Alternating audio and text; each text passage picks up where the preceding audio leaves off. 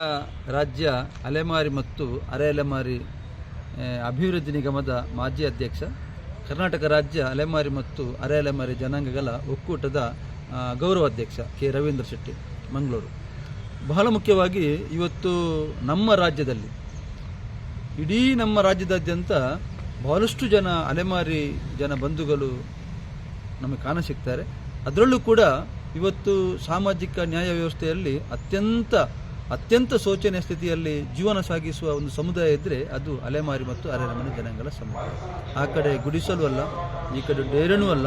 ಆ ರೀತಿಯಾದ ಒಂದು 4 ಕಂಬಗಳನ್ನು ಹಾಕ್ಕೊಂಡು, ತಗಡು ಶೀಟ್ ಹಾಕ್ಕೊಂಡು, ಮೇಲ್ಛಾವಣಿಯನ್ನು ನಿರ್ಮಿಸಿಕೊಂಡು, ಬಟ್ಟೆಯ ಹೊದಿಕೆಗಳನ್ನು ಹಾಕಿಸಿಕೊಂಡು,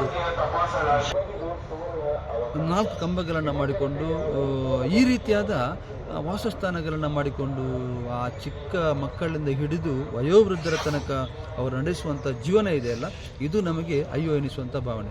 ನಾನು 1 ವರ್ಷ 6 ತಿಂಗಳು ಈ ಒಂದು ಅಲೆಮಾರಿ ಜನಾಂಗದ ನಿಗಮದ ಅಧ್ಯಕ್ಷನಾಗಿ ಕೆಲಸ ಮಾಡುವಂಥ ಅವಕಾಶವನ್ನು ಮಾನ್ಯ ಮುಖ್ಯಮಂತ್ರಿಗಳಾಗಿದ್ದಂಥ BS ಯಡಿಯೂರಪ್ಪನವರು ಅವಕಾಶವನ್ನು ಕೊಟ್ಟಾಗ, ಪ್ರತಿ ಜಿಲ್ಲೆಯಲ್ಲಿ ನಮ್ಮ ಅಲೆಮಾರಿ ಜನಾಂಗದವರ ಭಾಷೆ, ಸಂಸ್ಕೃತಿ, ಅವರ ಸ್ಥಿತಿಗತಿ ಒಟ್ಟು ಅದನ್ನು ನೋಡಬೇಕು ಅಂತೇಳಿ ಜಿಲ್ಲಾ ಪ್ರವಾಸವನ್ನು ಮಾಡಿ ಬಹಳಷ್ಟು ಅವರ ಕಷ್ಟ ನಷ್ಟಗಳನ್ನು ನೋಡಿದವ ನಾನು.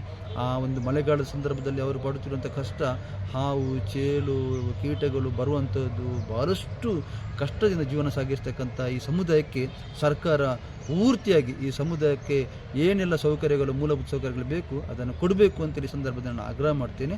ಇದಕ್ಕಿಂತ ಮೊದಲು ನಾವು ಕಳೆದ ತಿಂಗಳು ಫ್ರೀಡಮ್ ಪಾರ್ಕಲ್ಲಿ ಒಂದು ದೊಡ್ಡ ಪ್ರತಿಭಟನೆ ಕೂಡ ಮಾಡಿದ್ವಿ. ಒಟ್ಟಿನಲ್ಲಿ ಈ ರೀತಿಯಾದ ಜನಾಂಗದ ಜನರಿಗೆ ಸರ್ಕಾರ ಖಂಡಿತವಾಗಿಯೂ ಒಂದು ಸೌಕರ್ಯವನ್ನು ಒದಗಿಸುವಂಥ ಕೆಲಸ ಮಾಡಬೇಕು. ಇವತ್ತು ಬಹಳಷ್ಟು ಜನ ಅಲೆಮಾರಿ ಜನಾಂಗಗಳು ಬೀದಿ ಬದಿಯಲ್ಲಿ, ಎಲ್ಲೆಲ್ಲೋ ಖಾಸಗಿ ಜಾಗದಲ್ಲಿ, ಸರ್ಕಾರಿ ಜಾಗದಲ್ಲಿ ಟೆಂಟ್ ಡೇರೆ ಹಾಕಿಕೊಂಡು ವಾಸವನ್ನು ಮಾಡ್ತಾರೆ. ನಾನು ಈ ಸಂದರ್ಭದಲ್ಲಿ ಸರ್ಕಾರ ಒತ್ತಾಯ ಮಾಡ್ತೇನೆ, ಎಲ್ಲಿ ಕಳೆದ 10 ವರ್ಷಗಳಿಂದ ಸರ್ಕಾರಿ ಜಾಗದಲ್ಲಿ ಟೆಂಟು ಅಥವಾ ಗುಡಿಸಲು ಡೇರೆ ಹಾಕಿ ಯಾರು ಕೂತಿದ್ದಾರೆ ಆ ಜಾಗವನ್ನು ಅವರ ಹೆಸರಿಗೆ ಪಾನಿ ಮಾಡಿಕೊಡಬೇಕು. ಯಾಕೆ ಅಂತಂದರೆ ವಾಸಸ್ಥಾನದ ವ್ಯವಸ್ಥೆನೇ ಇಲ್ಲ. ಅದರ ಜೊತೆಗೆ ಸರ್ಕಾರ ಅವರಿಗೆ ಯಾರಿಗೆ ವಸತಿ ಇಲ್ಲ ಅವರಿಗೆ ವಸತಿ ನೀಡಿ ನಿವೇಶನವನ್ನು ಕಟ್ಟಿಕೊಡುವಂಥ ಕೆಲಸವನ್ನು ಸರ್ಕಾರ ಮಾಡಬೇಕು. ಅಲ್ಲಿ ಮಕ್ಕಳು ಬಹಳಷ್ಟು ಜನ, ಇವತ್ತು ನಾನು ನೋಡಿದ ಪ್ರಕಾರ ಬಹಳಷ್ಟು ಜನ ಮಕ್ಕಳು ಅಲೆಮಾರಿ ಜನಾಂಗದಲ್ಲಿ ಪ್ರತಿಭಾನ್ವಿತ ಮಕ್ಕಳಿದ್ದಾರೆ.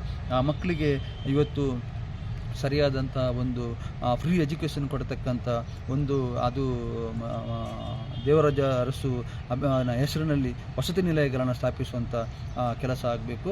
ಒಟ್ಟಿನಲ್ಲಿ ಈ ಮಕ್ಕಳಿಗೆ ಬಹಳ ಮುಖ್ಯವಾಗಿ ಶಿಕ್ಷಣವನ್ನು, ಒಂದು ಒಳ್ಳೆಯ ಶಿಕ್ಷಣವನ್ನು ಕೊಟ್ಟಾಗ ಈ ಅಲೆಮಾರಿ ಸಮುದಾಯ ಖಂಡಿತವಾಗಿ ಮುಂದೆ ಬರಲಿಕ್ಕೆ ಸಾಧ್ಯತೆ ಇದೆ.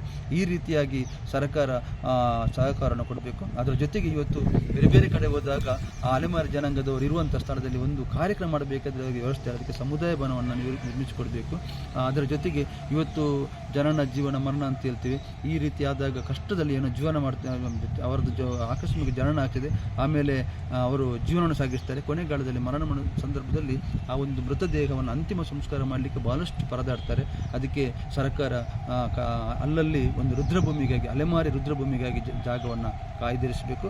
ಒಟ್ಟಿನಲ್ಲಿ ಈ ಜನಾಂಗವನ್ನು ಮೇಲೆತ್ತಕ್ಕಂಥ ಕೆಲಸವನ್ನು ಸರ್ಕಾರ ಮಾಡಬೇಕು ಅಂತೇಳಿ ಸಂದರ್ಭದಲ್ಲಿ ಆಗ್ರಹವನ್ನು ಮಾಡ್ತಾ, ನಾವು ಇರುವಾಗ ಯಡಿಯೂರಪ್ಪನವರು ದೇವರಾಜ ಅರಸು ಅಭಿವೃದ್ಧಿ ನಿಗಮದಲ್ಲಿದ್ದ ಈ 46 ಜಾತಿಯನ್ನು ಪ್ರತ್ಯೇಕ ಮಾಡಿ ಒಂದು ಅಭಿವೃದ್ಧಿ ನಿಗಮ ಅಂತ ಮಾಡಿ ನಮಗೆ ಆ ನಿಗಮದಲ್ಲಿ ಸೇವೆ ಮಾಡತಕ್ಕಂಥ ಅವಕಾಶ ಮಾಡಿಕೊಟ್ಟು, ಈಗ ಆ ನಿಗಮಕ್ಕೆ ಹೇಳುವವರಿಲ್ಲದಾಗಿದೆ. ಕೇವಲ ಅಧಿಕಾರಿಗಳ ಕೈಯಲ್ಲಿದೆ, ಮಂತ್ರಿಗಳೇ ಅದನ್ನು ನೋಡಿಕೊಳ್ಳುವಂಥ ವ್ಯವಸ್ಥೆ ಇದೆ. ಕೂಡಲೇ ಅದಕ್ಕೆ ಅಭಿವೃದ್ಧಿ ನಿಗಮಕ್ಕೆ ಅಧ್ಯಕ್ಷರನ್ನು ನೇಮಕ ಮಾಡಬೇಕು ಮತ್ತು ಹೆಚ್ಚಿನ ಅನುದಾನವನ್ನು ಕೂಡ ಆ ನಿಗಮಕ್ಕೆ ಕೊಟ್ಟು ಮುಂದಿನ ದಿನಗಳಲ್ಲಿ ಅಲೆಮಾರಿ ಜನಾಂಗಗಳ ಬದುಕು ಹಸನಾಗುವ ರೀತಿಯಲ್ಲಿ ಸರ್ಕಾರ ಕೆಲಸ ಕಾರ್ಯಗಳನ್ನು ಮಾಡಬೇಕು ಅಂತೇಳಿ ಸಂದರ್ಭದಲ್ಲಿ ಆಗ್ರಹವನ್ನು ಮಾಡ್ತೇವೆ. ನೋಡಿ, ನಾವು ಈ ಮೊದಲೇ ನಮ್ಮದು ಇಡೀ ರಾಜ್ಯಾದ್ಯಂತ ಈಗಾಗಲೇ ನಮ್ಮ ಅಲೆಮಾರಿ ಅರೆ ಅಲೆಮಾರಿ ಜನಾಂಗಗಳ ಒಕ್ಕೂಟ ಇದೆ.